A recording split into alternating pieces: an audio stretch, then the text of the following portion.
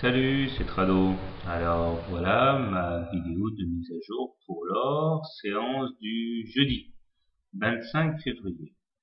La séance d'aujourd'hui est, je trouve, plutôt encourageante. Alors certes, c'est une bougie rouge, c'est-à-dire une bougie pour laquelle le niveau d'ouverture est plus flatteur que le niveau de fermeture, de clôture. Mais il demeure que bien que la baisse soit conséquente, avec 0,84% de chute, des signes assez encourageants sont visibles. Tout d'abord, nous voyons qu'une mèche basse ici a pris naissance sur le biseau noir. Donc ça peut être assimilé à ce qu'on appelle communément un pullback, c'est-à-dire on confirme que la cassure qu'il y a eu ici n'a pas été fortuite et qu'il y a véritablement eu des intérêts acheteurs lorsqu'on est revenu visiter cette oblique de long terme. Et puis on remarque également que cette mèche basse permet d'avaler un autre obstacle en clôture qui est la M20. La M20 qui a été perforée donc en séance mais préservée en clôture. C'est plutôt favorable.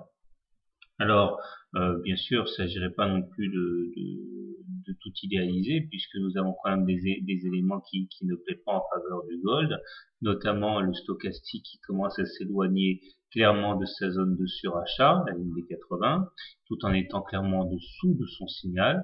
Le momentum également aligne une nouvelle séance de décrue, mais reste supérieur à zéro, c'est le plus important.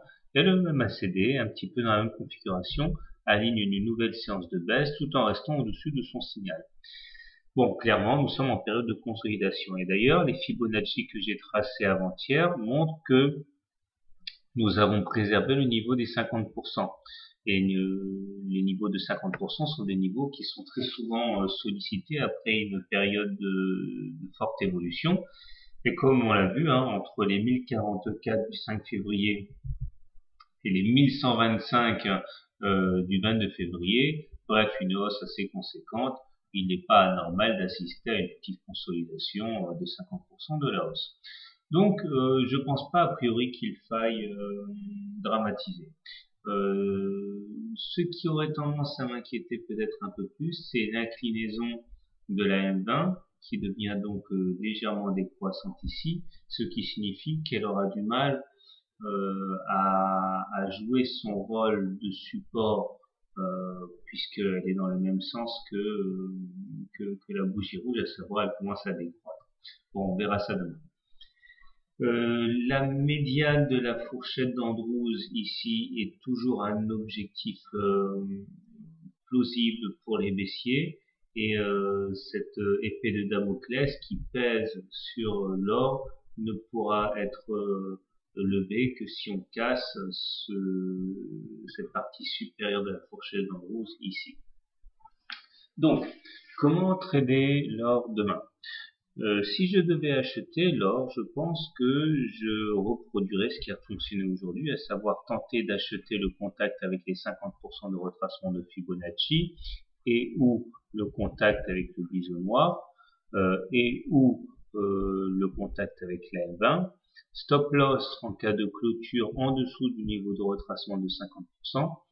L'objectif étant dans un premier temps de repartir à la hausse, aller chatouiller le haut de la fourchette d'Andrews et si on est vraiment heureux, retourner sur les plus hauts à 1130.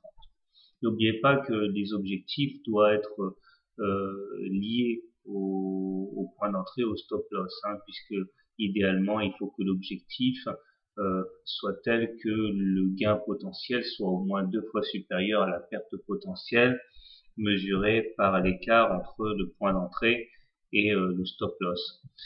Alors par contre, si je devais shorter l'or, je pense que j'essaierai de rentrer au contact de la M7 ici, objectif retour sur la M20, stop loss en cas de clôture au-dessus de la M7, ou alors je pourrais éventuellement trader la fourchette d'Andrews, à savoir tenter de rentrer short au niveau du contact avec la fourchette d'Andrews, stop loss en cas de clôture au-dessus de la fourchette d'Andrews, objectif, eh bien, la médiane. La règle est la même.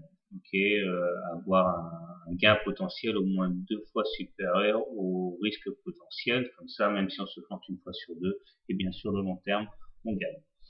Voilà, donc bonne soirée, bon trade. Personnellement, je vais plutôt opter pour les impulsions haussières. Euh, donc tout ceci n'est comme d'habitude pas un conseil, mais simplement une réflexion à voix haute.